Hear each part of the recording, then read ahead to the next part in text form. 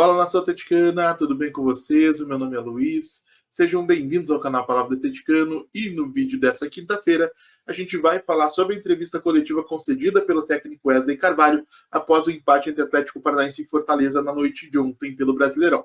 Então fiquem comigo que logo depois da vinheta a gente volta para analisar as respostas dadas pelo treinador do Furacão.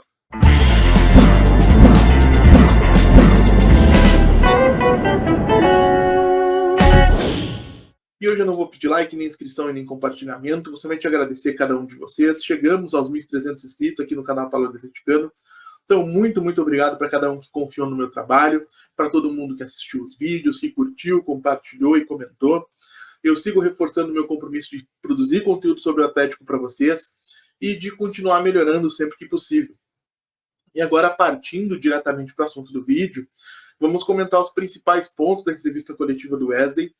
Ele, na primeira resposta da coletiva, ele destaca os jogadores, né, o fato de eles terem cumprido aquilo que foi treinado, o fato de que eles lutaram até o final, que fisicamente os jogadores se doaram muito, e no final dessa primeira resposta ele comenta o pênalti não marcado a favor do Atlético, e o Wesley diz foi muito pênalti.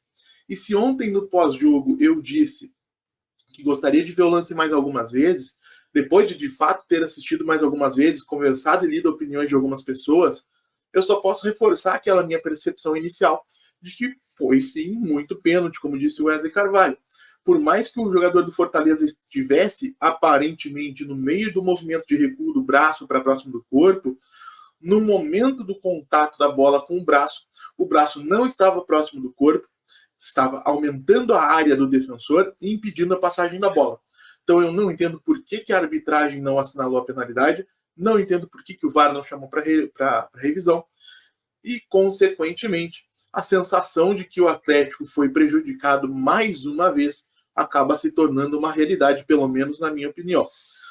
Na segunda pergunta, o Wesley, questionado sobre o número de lesões pelo Edson Tomás, da Rádio CBN, ele menciona que existe uma série de fatores, que houve também muito estresse, né, que o mental pesa muito para as lesões, que ele não tem como definir ou precisar, né, que foi o termo que ele usou, o motivo das lesões sofridas pelo Atlético, que o clube tem um excelente setor de performance e que é um caso para se analisar com cautela e que não seria o caso, né, ele até usa a expressão me poupar de entrar muito nesse assunto. E nesse aspecto, gente, por mais que a gente tenha criticado aqui sim a preparação física, a fisiologia, e de maneira até bastante incisiva, é compreensível que o Wesley Carvalho não vá chegar numa entrevista coletiva como a de ontem e crucificar profissionais do clube. Essa análise ela tem que ser interna, mas evidentemente, ela tem que ser feita e as medidas têm que ser tomadas. A gente vai entender se o Atlético realmente identificou esse problema ao final da temporada, se e quando começarem a acontecer as mudanças necessárias. Realmente não é papel do Wesley chegar na coletiva e queimar esses profissionais, né? O Vincenzo Alicani perguntou na sequência sobre a utilização conjunta de Vitor Bueno e Bruno Zapelli.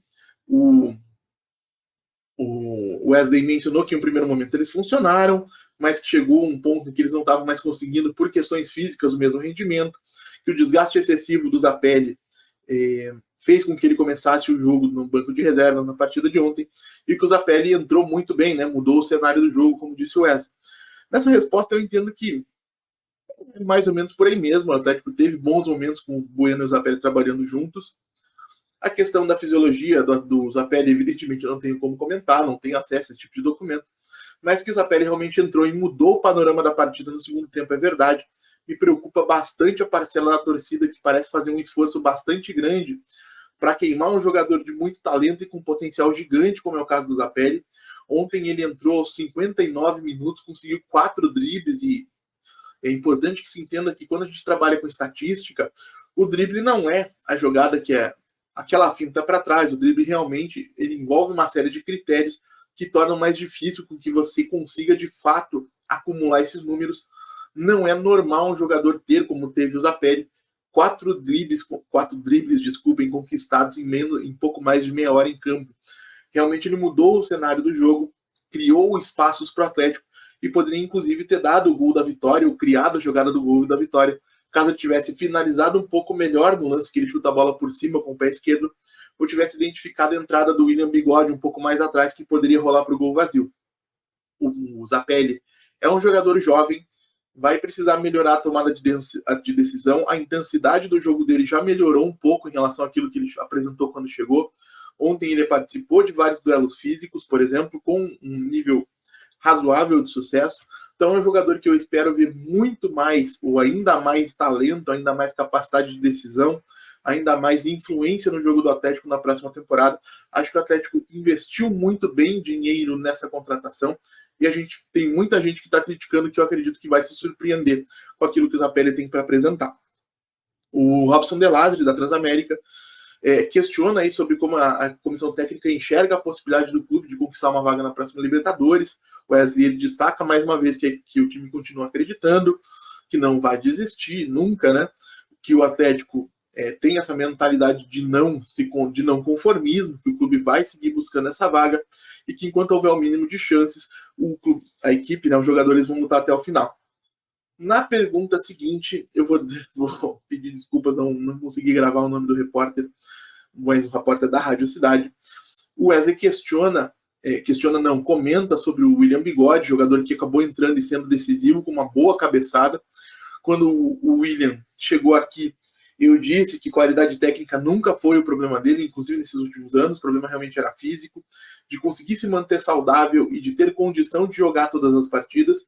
E ontem, num momento de necessidade, a qualidade técnica do Bigode acabou prevalecendo quando ele aproveitou um bom cruzamento do Eric para empatar o jogo para o Atlético. Acho que ele tem todos os méritos nisso e deve sim ser exaltado da mesma maneira como fez o Wesley Carvalho. Vamos ver se na próxima partida o Wesley vai começar com o próprio Bigode, se ele vai começar de repente com uma Arriagada, ou se vai buscar alguma outra alternativa que possa envolver, por exemplo, o Vitor Bueno trabalhando como centroavante de mobilidade. Mas acredito que depois de ter feito esse gol, o William Bigode se coloca em boa posição para ser titular no final de semana contra o Bahia. E tomara que ele consiga ajudar o Atlético, a gente realmente precisa muito disso.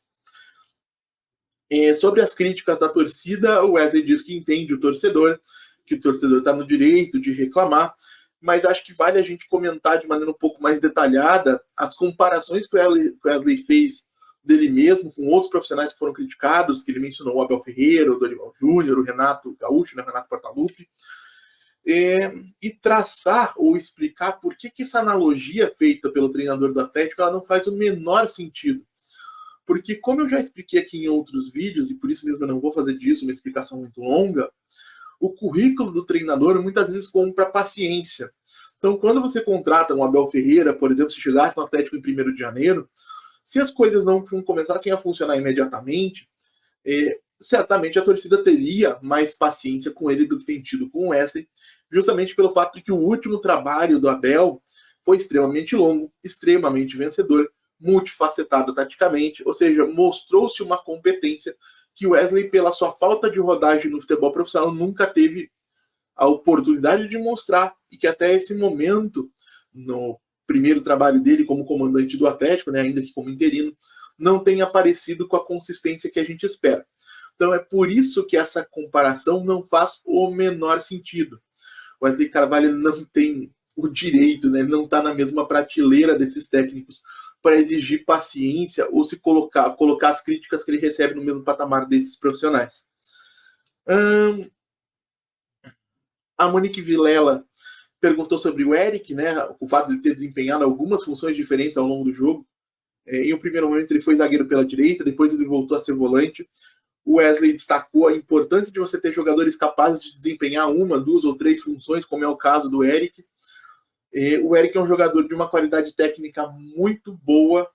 Eu sei que parte da torcida realmente está cansada desse jogador, mas é um cara que tem capacidade para trabalhar com a bola no pé. Ontem teve uma precisão de passe acima de 90%, com uma altíssima participação nas jogadas.